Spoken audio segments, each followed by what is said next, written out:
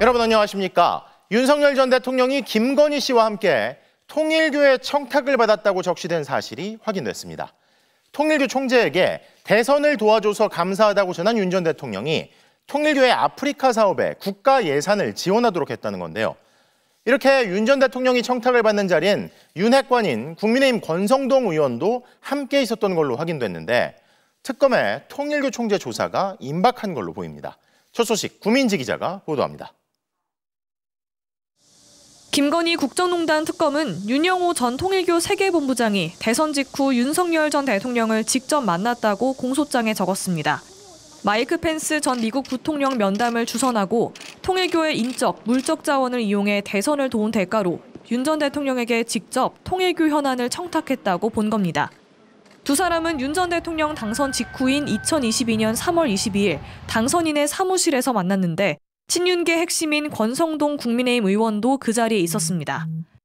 여기서 윤 전 대통령은 한학자 통일교 총재에게 대선을 도와줘서 감사하다는 인사를 전해달라고 말했고 윤 전 본부장은 통일교에서 추진하던 제5 유엔 사무국 설치나 국가 ODA 방식을 활용한 아프리카 유니언 행사 지원을 요청했다고 특검은 봤습니다. 우리나라가 아프리카 공적 원조에 투입하는 예산을 통일교 현지 사업에 쓸 수 있게 해달라는 취지였습니다. 요청을 받은 윤 전 대통령은 재임 기간에 이룰 수 있도록 하자고 말한 걸로 파악됐습니다. 대통령을 뵀습니다. 1시간 녹대를 했습니다. 많은 얘기가 있었습니다. 거기서 동의한 내용도 있고요. 청탁이 실현된 구체적인 정황도 적혔습니다.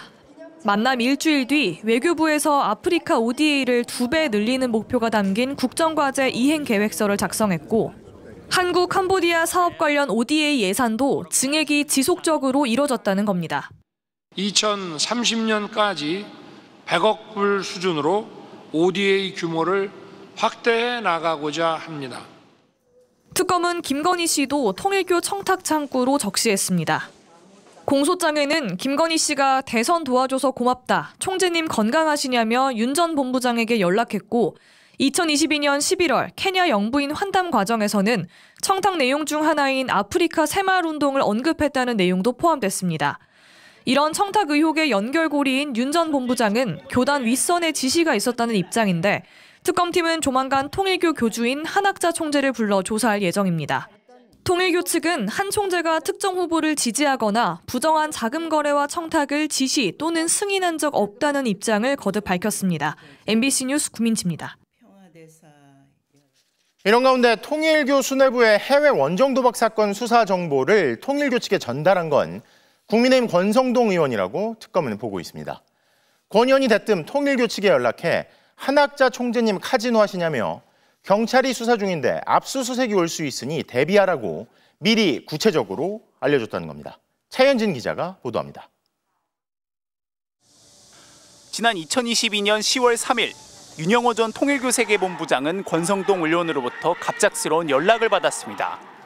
권 의원은 대뜸 한학자 총재님 카지노 하시냐며 경찰 쪽 정보인데 한 총재 등 통일교 임원들이 불법으로 재단 자금을 반출해 미국 라스베이거스에서 도박을 한 혐의로 경찰 조사가 진행되고 있다고 알려줬습니다.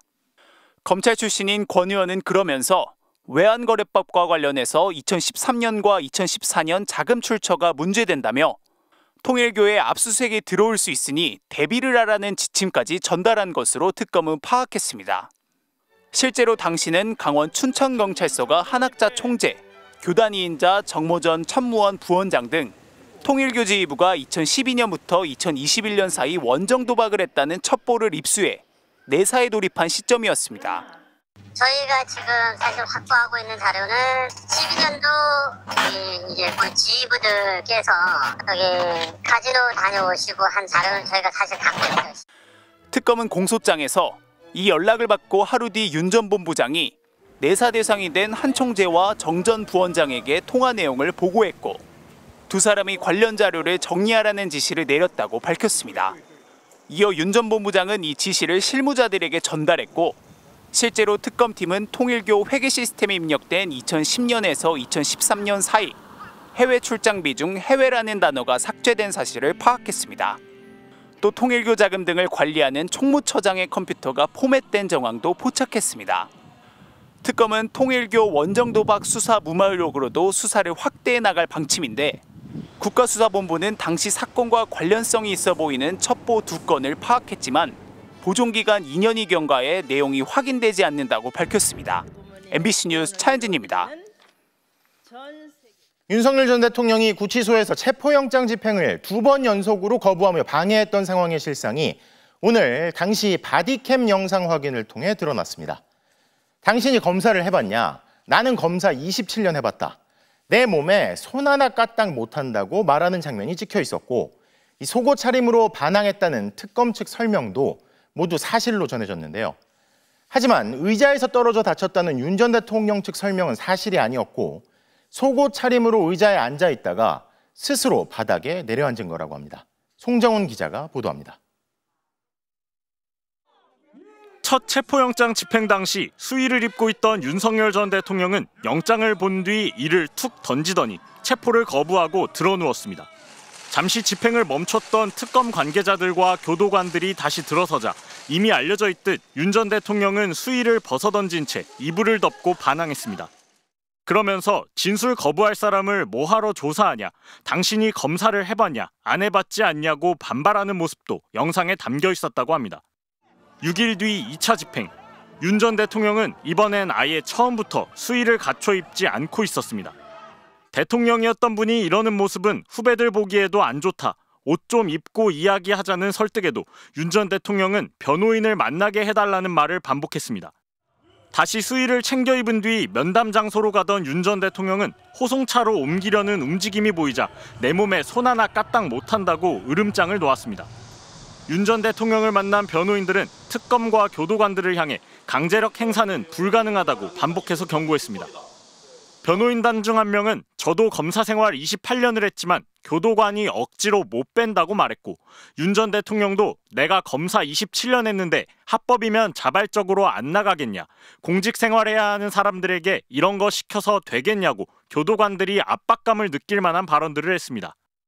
윤 전 대통령은 또 자신이 있던 국정농단 특검팀이 과거 구치소에서 최서원 씨를 강제 구인한 적이 있다는 지적을 의식했는지 최순실도 8번 만에 스스로 나왔다고 언급하며 자신은 상황이 다르다고 주장하기도 했습니다. 전화 너머로 상황을 듣고 있던 특검보는 다치지 않게 체포에 호송해오라고 지시했고 교도관들이 앉아서 버티는 윤 전 대통령을 의자째로 옮기려 하고 여의치 않자 양다리를 들어 올리려고도 했지만 시도는 끝내 중단됐습니다. 결국 특검보가 전화 너머로 윤 전 대통령에게 출석을 권했지만 윤 전 대통령이 완강히 거부하면서 2차 체포영장 집행 시도도 실패로 돌아갔습니다. 영상을 확인한 범여권 법사위원들은 집행 과정에 불법은 없어 보인다며 윤 전 대통령이 정당한 법 집행을 방해하고 저항했다고 주장했습니다.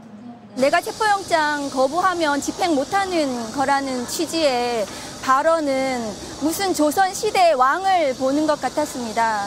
그리고 1차 집행, 2차 집행하는 내내 혼자서 90% 이상을 혼자서 발언하고 있습니다. 또 윤 전 대통령의 건강에는 이상이 없고 오히려 변호인 야간 접견 등 특혜가 있었던 것으로 보인다고도 지적했습니다. MBC 뉴스 송정훈입니다. 윤석열 전 대통령이 구치소에서 쓸 영치금을 모금하자면서 유튜버 전한길 씨가 계좌번호를 공개한 뒤 2억 7천만 원 넘는 거액이 모였는데요. 자, 그럼 윤 전 대통령은 이 돈을 받아서 어디에 썼을지 궁금한데 49일 동안 73번에 걸쳐 돈을 외부 개인 계좌 등에 옮긴 걸로 확인됐습니다. 고병찬 기자의 단독 보도입니다. 윤석열 전 대통령이 서울구치소에 수감된 뒤 변호인 김계리 씨와 전 한국사 강사 전한길 씨가 SNS에 계좌번호 하나를 올렸습니다. 고독한 옥중투쟁을 이어가고 계신 윤석열 대통령님께 당신의 응원과 사랑을 전해달라며 영치금 모금을 호소한 겁니다. 독방인데 너무 열악하고 심지어 책상 테이블도 없대요. 마음이 많이 아팠습니다. 사실은요. 이후 윤 전 대통령 지지자들이 영치금을 입금했다는 인증글이 이어졌습니다. MBC가 민주당 박균택 의원실을 통해 확인한 결과 이렇게 입금된 금액은 지난달 26일까지 모두 2억 7,690만 원에 달하는 것으로 나타났습니다. 같은 기간 서울구치소 수용자 가운데 압도적 1위에 해당하는 금액으로 수감 49일 만에 2위인 1,900만 원에 약 15배에 달하는 액수를 모금한 겁니다. 수용자의 하루 영치금 사용 금액은 음식값 등 2만 원 이내로 제한돼 있고 구치소에 맡겨놓을 수 있는 영치금 총액도 400만 원까지입니다. 이 한도를 넘으면 구치소가 거래은행에 수용자 명의의 통장을 개설해 돈을 옮긴 뒤 석방할 때 지급하는 게 원칙입니다. 그런데 윤 전 대통령은 이 기간 동안 73번에 걸쳐 영치금을 외부의 개인 계좌 등으로 옮겼습니다. 이에 대해 법무부는 영치금은 구치소장이 허가하면 외부 이체도 가능하다며 다른 수용자들도 똑같이 적용되는 사항이라 특혜가 아니라고 설명했습니다. 지난 7월 기준 윤 전 대통령 부부의 재산은 79억 9,115만 원. 수십억 자산가가 지지자들을 꾀어 구치소에서 사실상 후원금 장사를 해온 것 아니냐는 지적이 나옵니다. 민주주의와 헌정 질서를 파괴한 행위를 가지고 지지자들에게 장사판을 벌인 것과 다름없습니다. 민주당은 영치금이 내란 옹호 집회 등의 후원에 악용되지 않도록 관련 제도 개선에 나설 방침입니다. MBC 뉴스 고병찬입니다.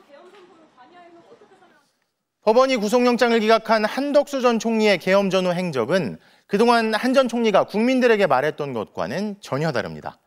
비상계엄 선포 계획을 사전에 알았고 절차상 하자가 없도록 미리 챙겼고 국무위원들을 체근했고 계엄 해제 결의안이 국회에서 통과됐는데도 2차 계엄 시도 앞에서 시간까지 끌었다는 게 특검 수사로 드러났는데요.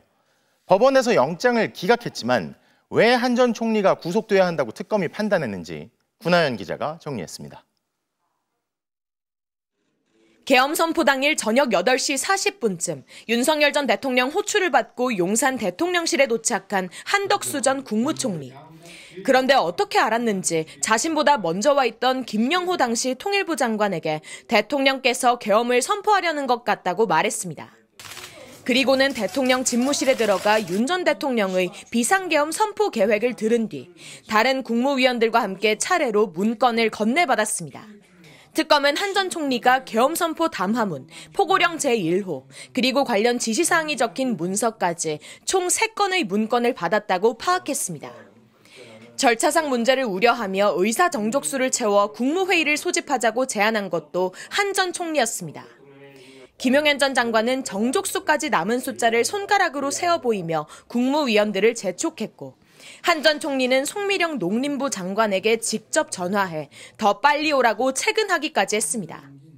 그렇게 위법한 계엄이 선포되고 한 전 총리는 윤 전 대통령이 최상목 당시 경제부총리에게 지시사항이 담긴 문건을 건네는 모습과 단전단수 조치를 하달받은 이상민 전 장관에게 전화하라며 손짓하는 모습을 지켜봤습니다.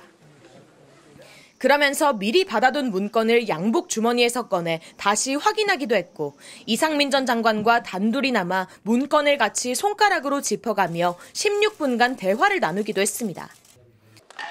국회에서 계엄 해제 요구안이 결의된 후에도 수상했습니다. 방기선 당시 국무조정실장이 해제 국무회의를 해야 하는 것 아니냐, 대통령하고 직접 통화해보시라며 지금 해결할 수 있는 것은 총리님밖에 없다고 건의하는데도 조금 한번 기다려보자며 묵살했습니다. 이 무렵 윤 전 대통령은 2차 계엄을 시도하려 했다는 의혹을 받고 있습니다. 1시간가량을 지체하던 한 전 총리는 새벽 2시 정진석 당시 비서실장으로부터 해제 절차를 진행해야 하니 국무위원을 소집해달라는 연락을 받고서야 국무회의를 소집했습니다. 앞서 법원은 한 전 총리 행적 등에 대한 사실관계를 인정하면서도 법적 평가를 다툴 여지가 있다며 구속영장을 발부하지 않았습니다. 특검은 지난달 27일 한 전 총리에게 내란 우두머리 방조 등 혐의를 적용해 불구속 기소했습니다. MBC 뉴스 구나연입니다. 김건희 씨에게 황금 거북이를 주고 장관급 자리를 받았다는 의혹이 불거진 이배용 국가교육위원장이 국회 출석을 앞두고 사퇴 의사를 밝혔습니다. 소위 김건희를 통한 매관 매직 의혹이 불거진 지 나흘 만입니다. 김재경 기자가 보도합니다. 국회 예산결산특위 전체회의, 국가교육위원장의 자리에 이배용 위원장이 아닌 다른 사람이 앉았습니다. 이 위원장이 오는 26일까지인 3년 임기를 한 달도 안 남기고 국회 출석 직전 사퇴 의사를 밝혔기 때문입니다. 국가교육위원회 관련돼서 이런 상황이 발생된 데에 대해서는 굉장히 유감스럽게 생각합니다. 장관급인 이 위원장은 최근 김건희 특검의 수사 대상이 됐습니다. 김건희 씨 모친의 집을 압수수색하는 과정에서 이 위원장이 보낸 걸로 추정되는 편지와 함께 10돈짜리 황금 거북이가 발견된 겁니다. 바로 인사청탁용이 아니었냐는 매관매직 의혹이 제기됐는데 이 위원장은 사실관계에 대한 설명 없이 송구스럽게 생각한다며 성실히 소명하겠다는 입장문만 냈습니다. 이배용 국가교육위원장의 무단 부출석은 국민을 무시하는 것으로서 도저히 묵과할 수 없는 형태입니다. 국민이 지켜보고 있습니다. 이러한 무책임한 태도가 계속되어서는 안 될 것입니다. 강제 수사가 본격화된 뒤부터 이 위원장은 계속 노출을 꺼리고 있습니다.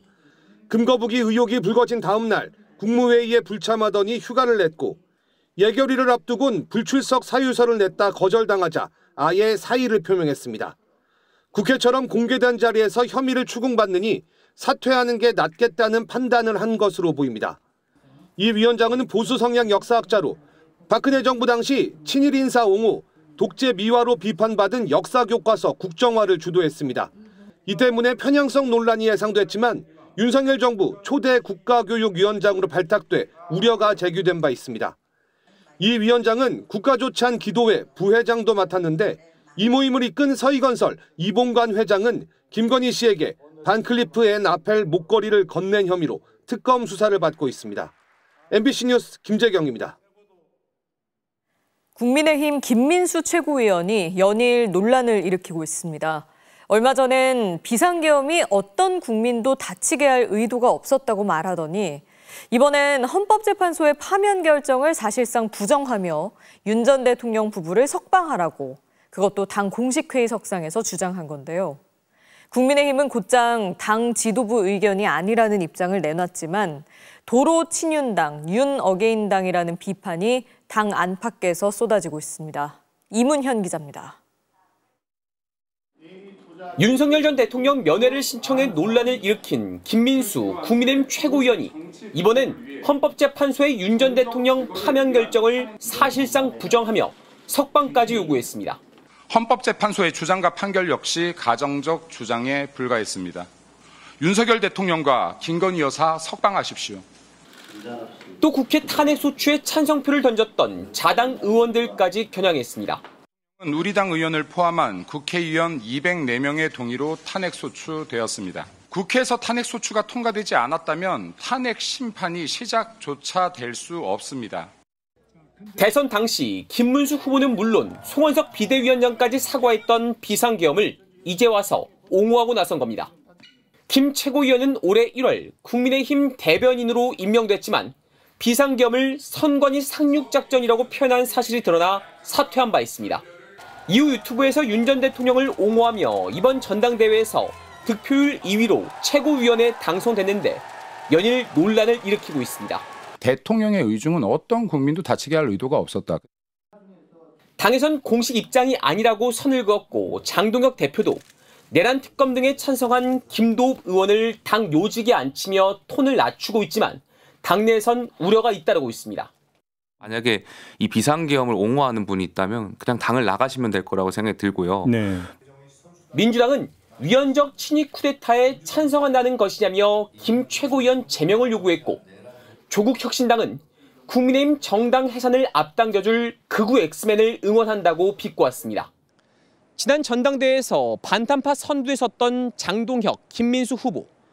당선 후 장동혁 대표는 중도층 외연 확장을 꾀하지만 김민수 최고위원이 여전히 윤어게인을 주장하면서 당 지도부 내에서도 마찰이 불가피해졌습니다.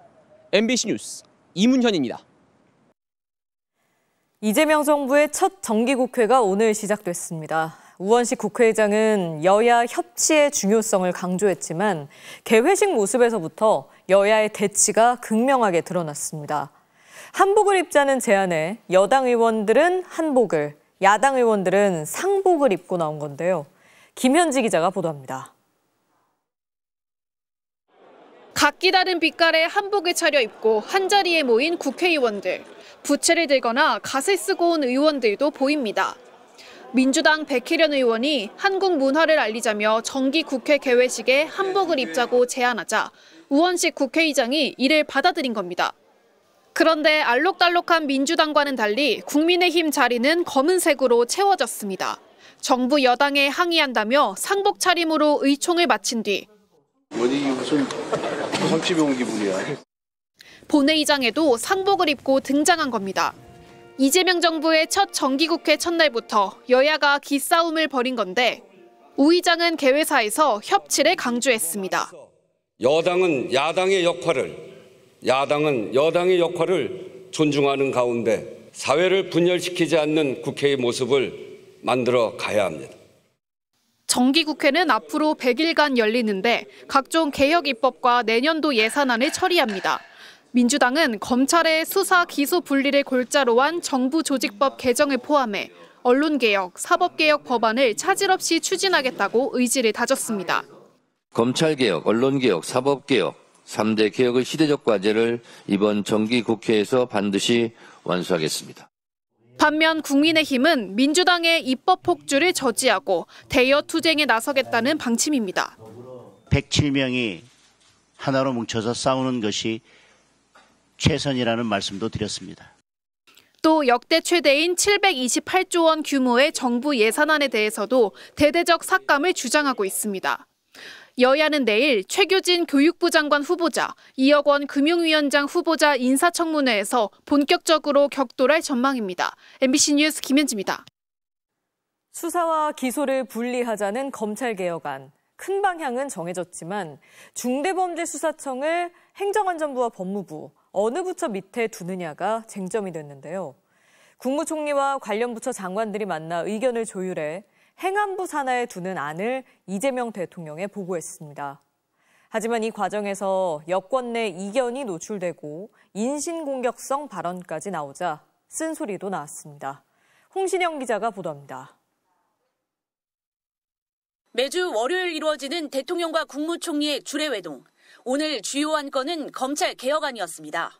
주말 사이 김민석 총리가 법무 행안장관, 여당 대표 등과 검찰 개혁안을 논의했는데 김 총리가 중수청을 행안부 산하에 두는 조율안을 이재명 대통령에게 보고한 걸로 전해졌습니다. 검찰청을 폐지하고 신설하는 중대범죄수사청을 법무부와 행정안전부, 둘 중에 어디에 둘지 여권 내 이견이 노출되자 총리가 직접 나서 의견을 조율한 겁니다. 중수청을 행안부 산하에 두는 방안에 신중한 입장을 보였던 정성호 법무부 장관도 당의 의견에 따르겠다며 거듭 물러섰습니다. 다만 국회에서 그러한 점들을 잘 고려해갖고 추후에 아직은 공소청이나 중수청이 설립된 게 아니기 때문에 개별 법을 만들 때 잘 논의해 주기를 좀 당부드리는 바입니다. 여러 쟁점이 예상되는데 검찰 개혁의 시작인 조직 개편부터 흔들리면 추석 전 입법조차 장담할 수 없다는 판단이 영향을 끼친 걸로 보입니다. 일단 여권 내 갈등을 봉합한 모양새지만 대통령실 관계자는 행안부 중수청이 확정된 건 아니라며 선을 그었습니다. 여권 내 이견을 넘어 정성호 장관 등 일부에 대한 공격 수위가 높아지는 것에는 대통령실의 공개적인 경고도 나왔습니다. 민영배 의원님도 그렇고 이문정 검사도 그렇고 이제 이런 방안이 제일 좋다 이렇게 말씀하시는 건 좋은데 사람을 거명해서 공격하는 방식은 저는 이렇게 썩 바람직해 보이지는 않아요. 논쟁을 하라고 그랬더니 싸움을 거는 거잖아요. 당과 대통령실 사이 입장차가 좁혀지긴 했지만 온도차가 여전하다는 관측이 나옵니다. 개혁의 속도를 강조한 민주당은 3일 의원총회, 4일 공청회를 거쳐 정부조직법 개정안을 발의하겠다고 밝혔습니다. MBC 뉴스 홍신영입니다. 북한 김정은 국무위원장이 모레 베이징에서 열리는 중국 전승절 행사 참석을 앞두고 있습니다. 접경지대인 중국 단둥 현지에서는 김정은 위원장의 전용 열차가 오늘 밤 이곳을 통과할 수 있다는 관측이 나오고 있는데요. 현지에 있는 특파원 연결합니다. 이필희 특파원, 주변 분위기가 어떻습니까? 네, 김정은 위원장이 전용 열차를 이용해 단둥으로 오면 제 뒤로 보이는 조중 우이교를 건너 국경을 넘게 되는데요. 다리 주변의 통제 분위기가 더 삼엄해지면서 오늘 밤 김 위원장이 단둥에 도착할 거란 전망에 힘이 실리고 있습니다. 정부 고위 관계자는 김 위원장이 오늘 오후 평양을 출발했다고 밝혔습니다. 중국 단둥의 대표적인 관광지 압록강 단교. 한국 전쟁 당시 미군의 폭격으로 끊어진 이 다리는 평소 관광객들로 붐비는 곳이지만 지금은 대체로 한산한 모습입니다. 어제에 이어 오늘도 관광지 영업을 중단했기 때문입니다. 압록강 유람선을 탈 수 있는 부도 앞에는 어제까지만 해도 없었던 2m 벽이 150m가량 세워졌습니다. 이 때문에 다리 쪽으로는 접근 자체가 불가능해졌습니다. 김정은 위원장의 전용 열차가 지나갈 것으로 보이는 조중 우이교와 그 옆에 나란히 서 있는 압록강 단교 근처로는 다가갈 수도 없습니다. 높은 벽에 가로막혀 다리를 지나가는 열차나 화물트럭을 보는 것도 쉽지 않습니다. 단둥역 앞 광장에는 경찰 특공대 장갑차까지 배치됐습니다.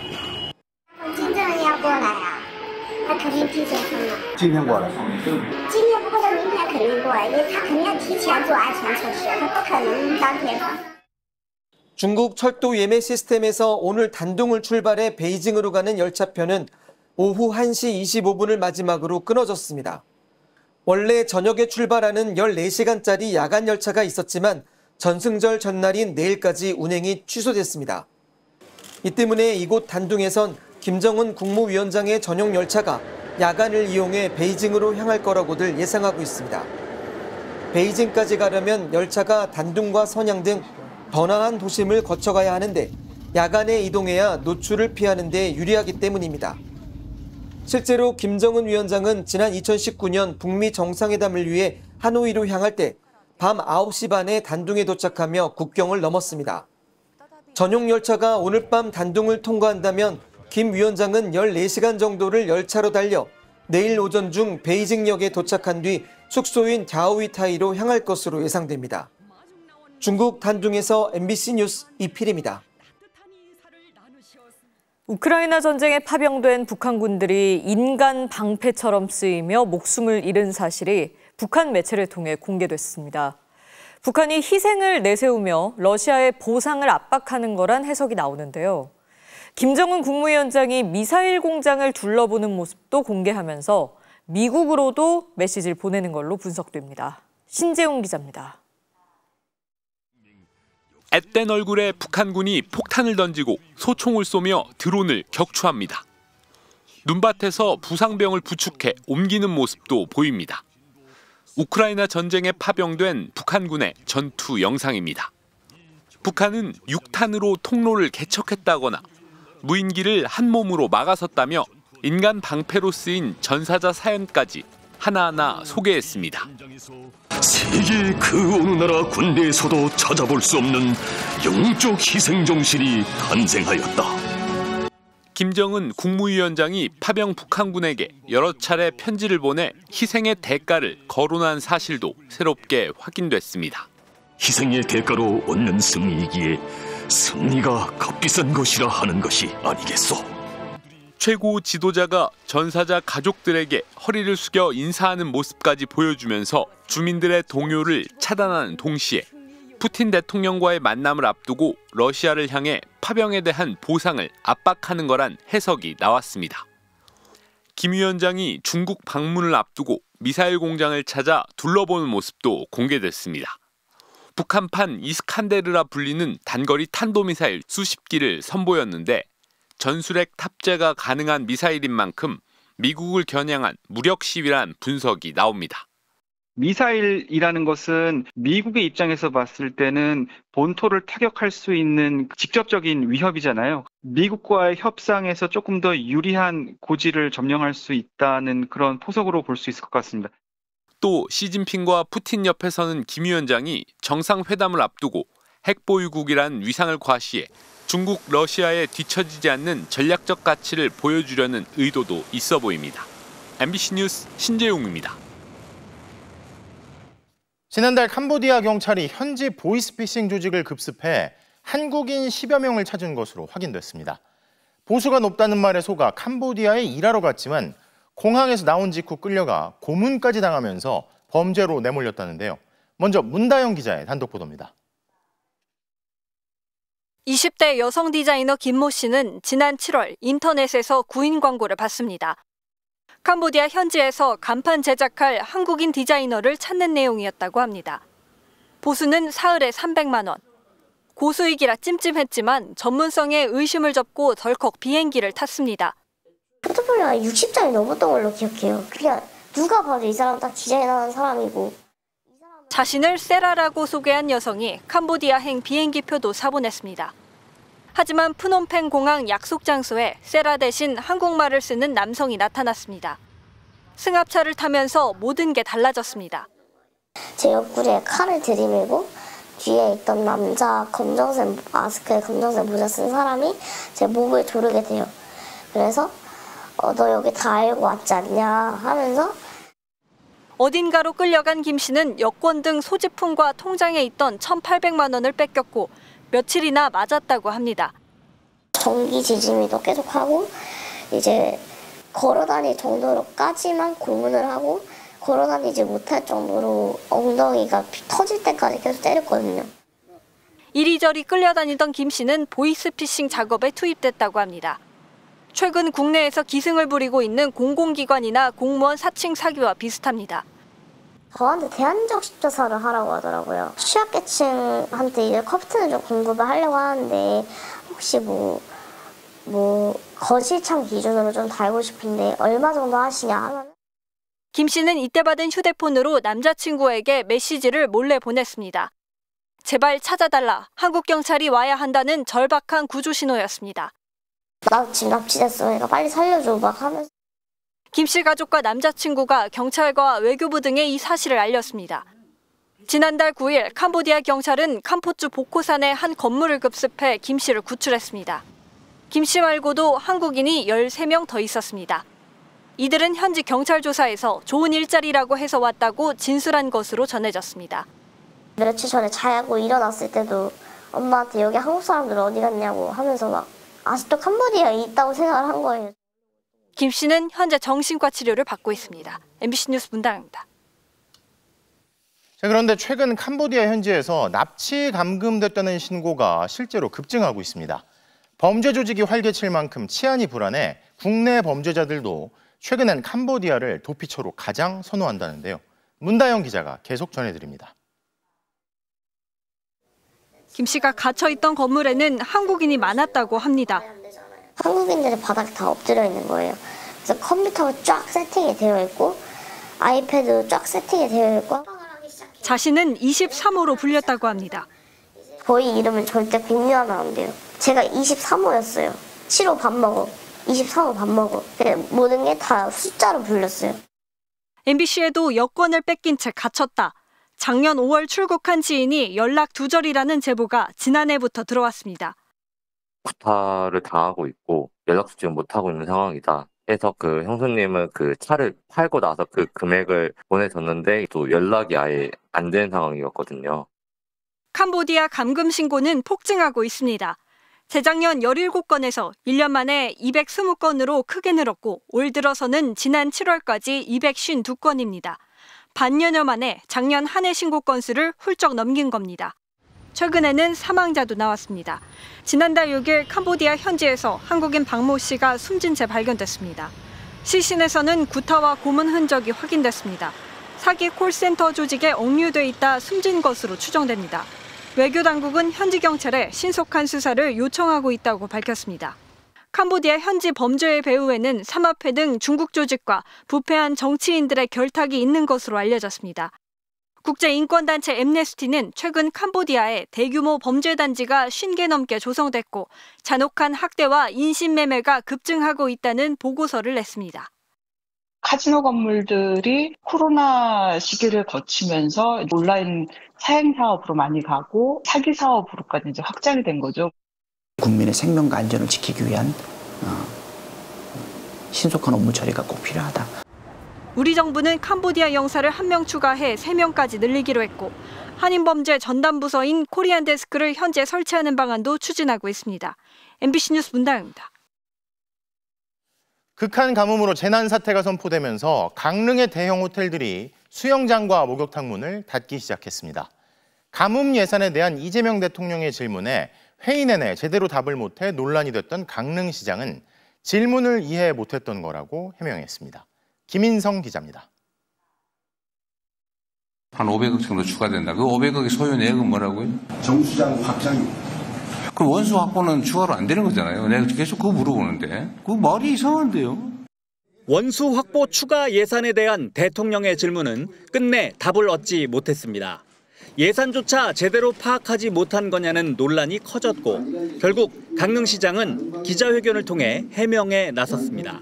제가 충분히 이해하지 못한 이제 그런 자의불찰이다 이렇게 생각하고 아마 원수비에 대해서 좀 오해가 있지 않나 이렇게 생각합니다. 오봉저수지 농업용수와 달리 하천에서 확보하는 물이라 따로 원수 비용을 지불하지 않아 원수 확보 예산이 들지 않는다고 생각했다는 겁니다. 논란은 해프닝으로 끝났지만 가뭄 상황은 더 나빠졌습니다. 강릉 오봉저수지 저수율은 14.5%. 농업용수 공급은 중단됐고 오늘부터 대형 호텔과 리조트들도 수영장과 사우나 등의 운영을 중단하거나 축소 운영하기로 했습니다. 사실 기존 예약이 지금 많이 취소가 됐어요. 저희들도 이제 적극적으로 영업을 하진 않고 있습니다. 현재 50%로 잠긴 가정용 계량기는 75%까지 잠그는 걸 시민들에게 권고했습니다. 하지만 이후 저수율이 10% 밑으로 떨어지게 되면 시간, 격일제 급수가 시작되고 모든 시민들에게 생수병을 나눠준다는 계획입니다. MBC 뉴스 김인성입니다. 최근 소금빵을 개당 990원에 팔다가 논란이 된 유명 유튜버가 사과 영상을 올렸습니다. 인건비에 임차료까지 고려하면 990원은 현실적으로 가능한 가격이 아니라는 자영업자들의 반박이 나오자 빵집이 폭리를 취한다는 뜻은 아니었다고 해명했는데요. 김민형 기자의 보도입니다. 맛있고 싼 빵. 뭐 유통 과정을 줄이던 아니면은 뭐 마진을 줄이던 아니면 박리담회를 하건 이게 불가능하냐? 점점 비싸지는 빵값을 잡겠다며 990원짜리 소금빵을 파는 이벤트를 열었던 유명 유튜버는 결국 사과 동영상을 올렸습니다. 빵을 파는 사람들을 졸지에 폭리를 취하는 사람으로 만들었다는 자영업자들의 성토가 이어졌기 때문입니다. 가격 싼 빵 만들면 다 좋아하실 줄 알았는데 좋아할 줄 알았는데 그게 아니었어요. 죄송합니다. 빵집이 폭리를 취한다는 뜻은 전혀 아니었다며 원재료 값처럼 구조적인 문제를 보자는 뜻이었다고 해명했습니다. 그러나 자영업자들의 반응은 여전히 차갑습니다. 제빵 경력 30년 차인 자영업자 이 씨. 소금빵 한 개를 2,900원에 팔고 있습니다. 빵을 굽고 팔기 위해 하루 평균 18시간 이상 일합니다. 10시 오픈하고 새벽까지 쭉 불러 이어지고 잠깐 한 2시간, 3시간 정도 끊었다가 잠을 취하고 다시 시작하는 거죠.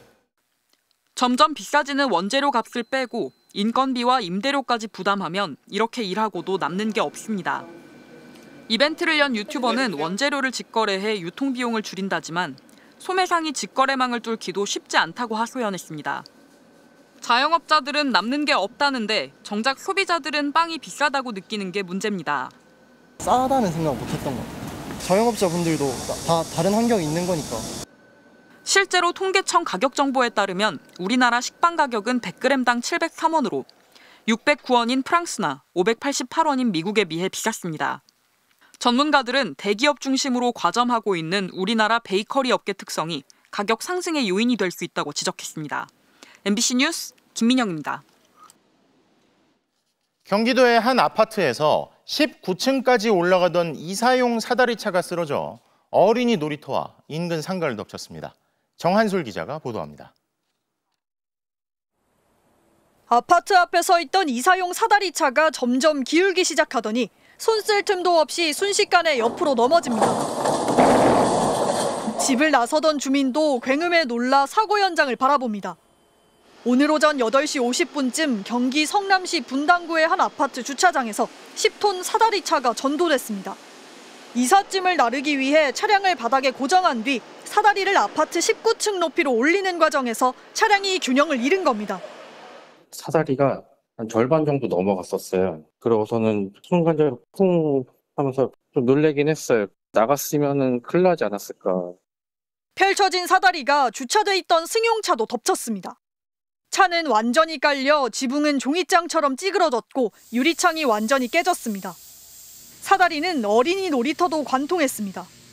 미끄럼틀 바로 옆을 지나갔습니다. 이른 아침이라 아이들이 없었지만 하마터면 큰 인명피해로 이어질 뻔했습니다. 인근 상가의 지붕까지 덮쳤습니다. 기와가 산산조각 났습니다. 사다리가 덮친 거리는 50m 정도입니다. 비가 오면 지붕이 깨져서 이제 그 틈으로 이제 비가 스며들어올까 봐 그게 가장 큰 걱정이고요. 경찰과 소방당국은 사고 현장 주변을 통제한 뒤 사다리를 절단해 견인 조치했습니다. 경찰은 사다리를 올리는 도중 강풍이 불면서 사다리차가 넘어간 것으로 보고 자세한 경위를 조사하고 있습니다. MBC 뉴스 정한솔입니다. 오늘 서울 지하철 2호선 합정역 승강장에서 타는 냄새와 함께 연기가 퍼지면서 승객들이 대피하고 열차가 무정차 통과하는 소동이 벌어졌는데요. 한 승객이 갖고 있던 오토바이용 배터리에서 연기가 시작된 것으로 파악됐습니다. 이재인 기자입니다. 서울 지하철 2호선 합정역 승강장. 소방관들이 연기가 뿜어져 나오는 물체 위로 물을 퍼붓습니다. 짙은 연기는 역사 안에 금세 퍼졌습니다. 개찰구 뒤편 벽면이 보이지 않을 정도입니다. 경보음이 울리는 가운데 소방관 안내에 따라 시민들이 출구를 향해 달려나갑니다. 오늘 오후 4시 20분쯤 서울 지하철 합정역 2호선 승강장에서 한 승객이 갖고 있던 배터리에서 타는 냄새와 함께 연기가 시작됐다는 신고가 접수됐습니다. 연기가 퍼지면서 역사 전체가 통제됐고 2호선과 6호선 양방향 열차가 무정차 통과했습니다. 연기가 푸르게 나면서 아예 매장 자체가 안 보이는 상황이었어요. 사람들이 엄청 뛰었고 저희도 놀라서 밖으로 나갔어요.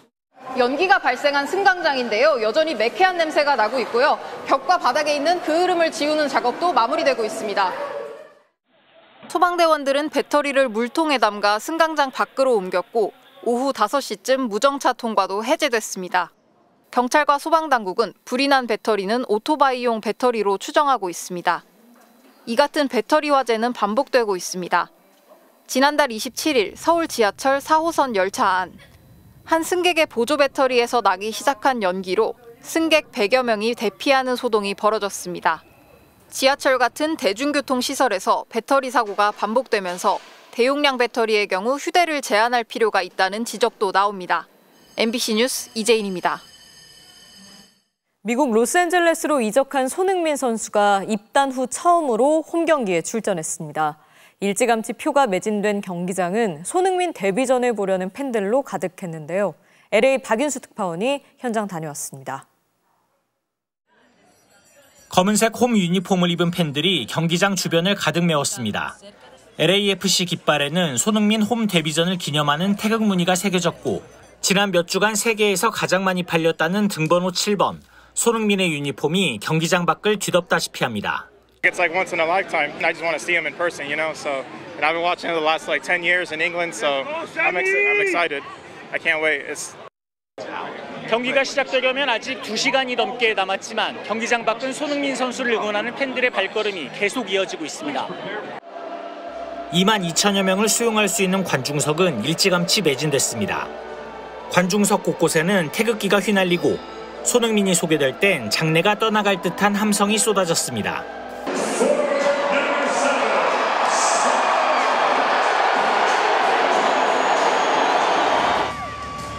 최전방 공격수로 선발 출전한 손흥민. 전반 3분부터 전방을 압박하더니 1대1로 맞선 전반 45분 특유의 왼발 가마차기로 골대를 공략했지만 상대팀 골키퍼가 몸을 날려 막아냈습니다. 후반 33분 이번에는 오른발 슛이 골대를 강타하며 득점에는 실패했습니다. 손흥민이 최전방을 휘저었지만 LAFC는 리그 선두 샌디에이고에 2대1 역전패했습니다. 결정적인 역할을 해야 되는 선수들이 해줘야 되는데 오늘은 제가 그 역할을 조금 못해줬던 거에 대해서 선수한테 조금 많이 미안하다고 생각하고. 입단 이후 4경기 만의 첫 패배. 그래도 팬들은 여전히 손흥민을 외쳤습니다. 슈퍼스타 한 명이 팀을 완전히 바꿔놨다면서 계속 손흥민을 응원하겠다고 말합니다. More time with his teammates, training. I'm sure he'll do a lot better. He didn't do bad. He didn't do bad today.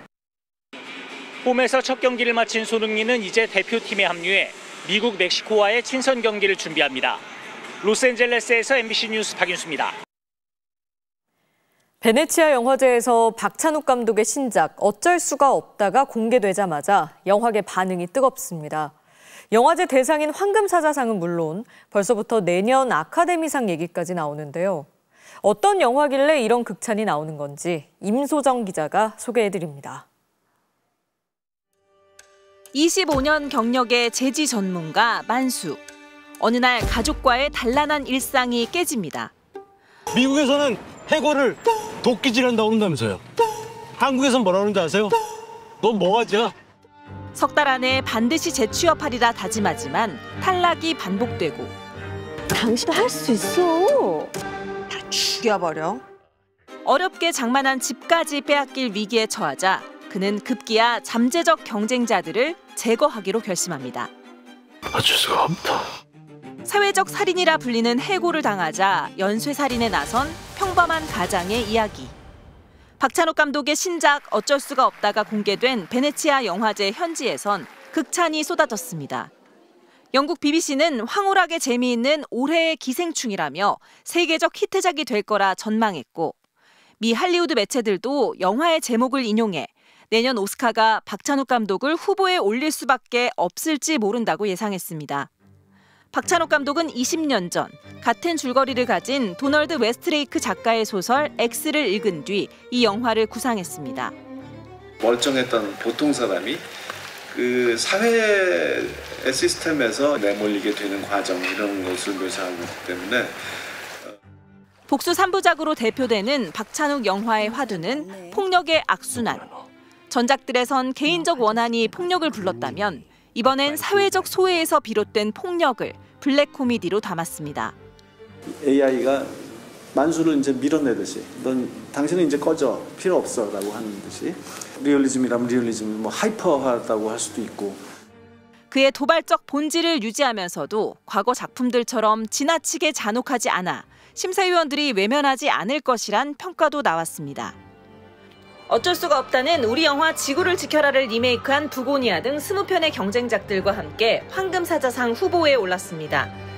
그 결과는 이번 주말 공개됩니다. MBC 뉴스 임소정입니다. SK텔레콤 가입자 정보 유출 대란이 벌어진 게 넉 달 전이죠. 그런데 KT와 LG유플러스에서도 해킹이 있었다고 정부가 잠정 결론 낸 사실이 확인됐습니다. 하지만 두 통신사가 해킹으로 볼 수 없다고 버티면서 정밀 조사는 진행되지 않고 있다는데요. 김윤미 기자의 단독 보도입니다. 미국의 권위 있는 해킹 전문지 프렉은 이달 초 악명 높은 해커 조직 김숙희를 분석하며 이들이 갖고 있던 데이터를 공개했습니다. 해킹 조직을 해킹해 그들이 뭘 했는지 확인해 본 겁니다. 그런데 한 폴더에선 LG유플러스 내부 서버 8,900여 개와 계정 4만여 개의 정보, 직원 167명의 실명과 계정 정보가 나왔습니다. 해커가 올해 4월 접속한 기록도 확인됐습니다.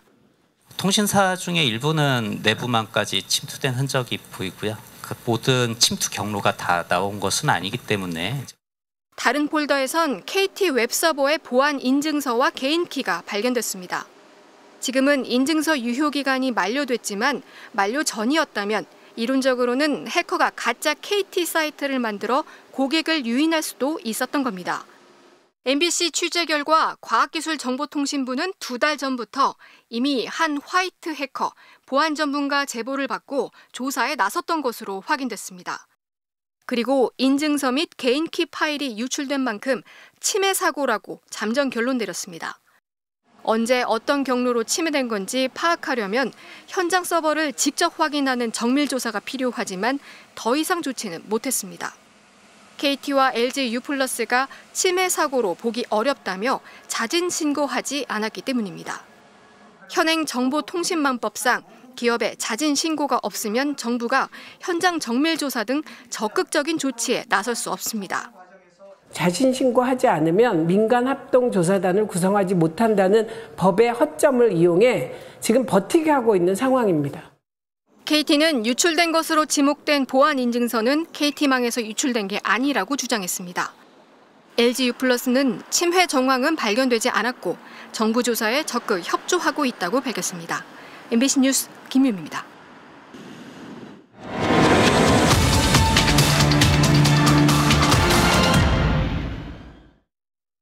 스마트폰 같은 IT 기기부터 전기 자동차까지 전기를 충전해 쓰는 모든 제품에는 배터리, 즉 2차 전지가 들어갑니다. 기술을 선점한 우리 업체들은 미래 먹거리 하나를 확보한 듯 했지만 시장의 변화와 중국의 거센 추격에 변곡점에 서게 됐는데요. 우리 배터리 업계 현황과 과제를 지윤수 기자가 취재했습니다. 올해 초 우리나라에 상륙한 대륙의 전기차 비아디의 소형 SUV 아토3. 최대 무기는 바로 가격입니다. 기본 모델이 3,100만 원대. 수입 전기차 보조금은 국산의 3분의 1에 불과한데도 소비자 부담은 동급 국산보다 오히려 15% 정도 더 적습니다. 전기차의 배터리는 보통 차량 하부에 위치하는데요. 차량 가격 중 이 배터리가 약 40%를 차지합니다. 중국 배터리의 싼 가격이 그대로 전기차 경쟁력으로 연결된 겁니다. 이미 수도권에 달리는 신규 전기버스의 절반 이상은 중국산 전기차입니다. 충전해서 여러 번 쓰는 전지를 통틀어 2차 전지라 부릅니다. 스마트폰, 노트북에서 전기자동차까지 충전한다면 어김없이 들어갑니다. 태양광, 풍력 등 전력을 저장하는 에너지 저장 설비 ESS도 2차 전지입니다. LG에 이어 2000년대 삼성과 SK까지 일찌감치 기술을 선점한 우리 기업들. 전기차의 보급에 힘입어 재작년 한 해 수주 잔고 1,000조 원을 넘겼습니다. 미래 먹거리를 확고히 선점한 듯 했지만 전기차 시장이 주춤하기 시작했습니다. 영국, 독일, 프랑스 이런 나라들이 전기차 보조금을 줄이면서 배터리 판매도 많이 이제 줄어들기 시작했어요. 또 어김없이 중국이 쫓아왔습니다. 현재 배터리 시장은 양극, 즉 플러스극 소재에 따라 리튬 인산철 LFP, 니켈 코발트 망간 NCM으로 양분돼 있습니다. 우리는 전기를 잘 저장하는 NCM에 몰두했지만 중국은 에너지 효율은 낮지만 싸고 안전한 LFP로 급 추격해왔습니다. 14억 인구 중국이 전기차 보급에 나서면서 저가형이라 무시했던 중국의 LFP가 오히려 대세가 돼버린 겁니다. 전 세계에서 배터리를 대규모 생산할 수 있는 나라는 우리나라와 일본, 중국 정도뿐. 언제든 역전할 수도 당할 수도 있습니다. 시장에선 앞으로 승부의 관건으로 차세대 전고체 배터리 상용화를 꼽습니다. 기존 액체 전해질을 고체로 바꾼 건데 에너지 효율이 높은 동시에 안전하지만 주재료 황화리튬의 비싼 가격이 걸림돌입니다. 누가 먼저 싸게 양산하는지가 승부처입니다.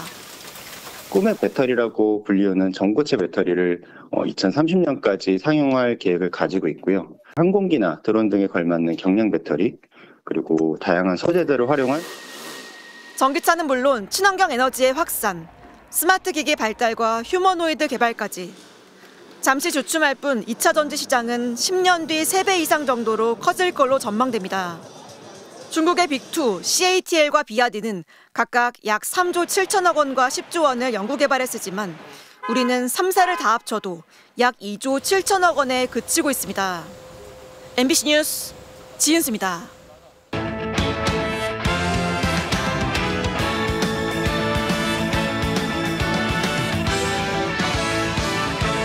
월요일 밤 스포츠 뉴스입니다.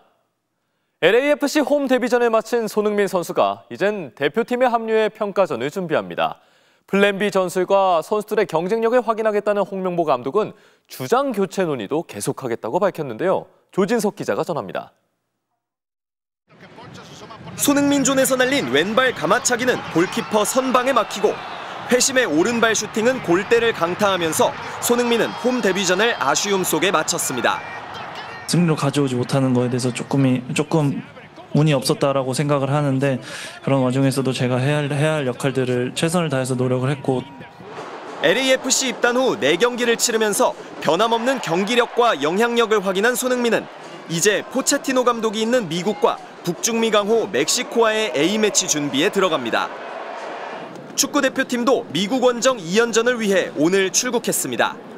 이슈가 된 대표팀 주장 교체 여부와 관련해 홍명보 감독은 가능성을 거론한 것이라면서도 계속 논의하겠다고 밝혀 이번 소집 기간에 손흥민과의 면담을 시사했습니다. 또 본인의 의견도 듣고 결정을 하는 거기 때문에 가장 좋은 결과를 얻기 위해서 계속 논의를 할 겁니다. 홍 감독은 또 월드컵에 대비한 플랜 B 전술을 이번엔 유럽파를 상대로 실험하겠다는 뜻을 분명히 했습니다. 플랜 B를 지난 동아시안컵 때 처음 이제 시작이 됐는데요. 그 부분에 대해서 유럽에 있는 선수들한테 조금 실험을 할 계획입니다. 오늘 떠난 K리거 외에 혼혈 선수 카스트로프 등 해외파 선수들은 미국 현지에서 합류할 예정입니다. MBC 뉴스 조진석입니다. 벨기에 행크에서 뛰던 대표팀 공격수 오현규는 분데스리가 행을 눈앞에 뒀습니다. 독일 슈투트가르트로 전격 이적한다는 현지 보도가 나왔습니다. 지난 시즌 주로 교체 출전하면서도 12골을 넣었던 오현규. 이번 시즌에도 리그 개막전과 유로파리그 득점포로 상승세를 타고 있는데요. 오늘 독일 슈투트가르트로 이적한다는 현지 보도가 이어졌습니다. 독일 매체는 오현규가 약 1,800만 유로, 우리 돈 약 294억 원의 이적료에 5년간 계약할 것이라고 전했고요. 일부 매체는 이적료를 2,800만 유로까지 예상하며 기록적인 이적이 될 것으로 전망했습니다. 행크의 핑크 감독 역시 모든 선수를 잡아둘 수는 없다며 이적을 기정사실화했는데요. 신체 검사를 위해 대표팀 합류 시점도 조율된 것으로 알려졌습니다.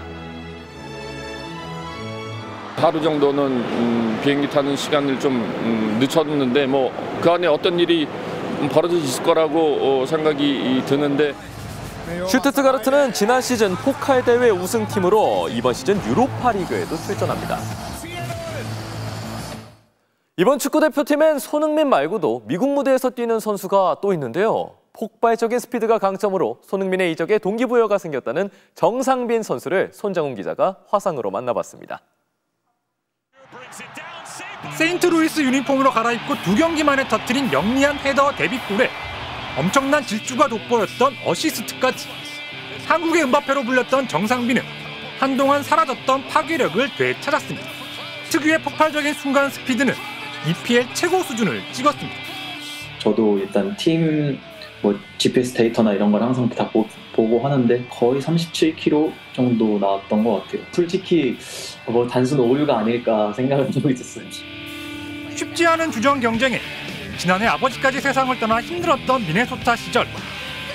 아빠의 꿈을 이뤄드리고 싶어가지고 축구를 시작한 거거든요. 솔직히 아직도 제가 잘 이겨냈다고 생각하기보다는 그냥 지내고 있는 것 같아요. 하지만 세인트루이스전과 동시에 손흥민의 이적 소식이 전해지면서 새로운 동기부여가 생겼습니다. 형 정도면은 여기서 다시 골든부츠 충분히 타실 수 있을 거다. 메시가 왔을 때보다 더 많은 사람들이 저한테 당연히 물어보기도 하고 굉장히 많은 동기부여가 되고 있는 것 같아요. 측면 공격수는 물론 윙백까지 소화 가능한 멀티 포지션 능력을 겸비한 정상빈. 4년 3개월 만에 발탁된 대표팀에서 경쟁력을 입증해 월드컵 무대를 꼭 밟겠다며 자신감을 보였습니다. 이동 거리도 짧고 시차적도 딱 필요 없어서 저한테는 또 좋은 모습들을 보여줄 수 있는 기회가 아닌가라고 생각을 하고 있어요. MBC 뉴스 손장훈입니다. 한때 그라운드의 악동으로 불렸던 수아레스가 다시 구설수에 올랐습니다. 경기에서 패한 뒤 상대팀 직원 얼굴에 침을 뱉는 엽기적인 행동을 벌였는데요.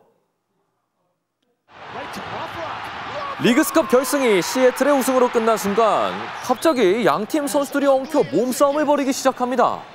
쌓인 게 많았나 본 모양인데요. 난투극으로 번지는 상황, 수아레스가 갑자기 상대에게 헤드락을 걸더니 흥분한 나머지 상대팀 직원 얼굴에 침을 뱉었어요. 대체 이게 뭐 하는 짓이죠? This is just disgusting. Greatest strikers of all time that so many young children would look up to in Luis Suarez. 2010년 아약스 시절부터 상대를 깨물어 파문을 일으켰던 수아레스. 2013년에도 이바노비치의 팔을 깨물었고 이듬해 브라질 월드컵에서 이탈리아 키엘리니를 깨문 사건으로 4개월간 자격정지 징계를 받았었죠. 한동안 잠잠히 지나 있는데 기어이 또 사고를 치고 말았습니다. 또 다른 바르셀로나 시절 동료 부스케츠도 상대 얼굴에 주먹을 날리는 추태를 부렸는데요. 인터 마이애미 말 그대로 경기는 물론 매너까지 완벽한 패배네요. 배드민턴 남자 복식 세계 1위 김원호 서승재조가 호흡을 맞춘 지 7개월 만에 세계선수권 우승의 쾌거를 달성했습니다. 월요일 밤 스포츠 뉴스였습니다.